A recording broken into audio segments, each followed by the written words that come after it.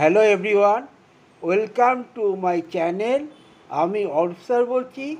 আজকের টপিকস হচ্ছে স্ক্রুর উপরে বিভিন্ন ধরনের স্ক্রু মেশিনে ইউজ হয়, সেইগুলোর সামান্য কিছু উদাহরণ আমি এখানে দেখিয়েছি।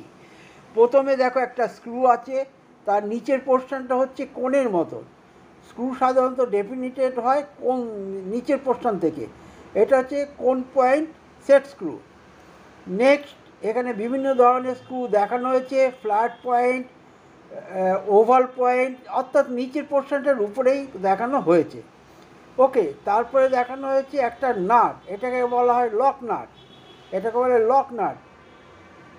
এরপরে দেখানো হচ্ছে স্প্লিট পিন, এটাকে বলে স্প্লিট পিন। ওকে, এটাকে বলে স্প্লিট পিন।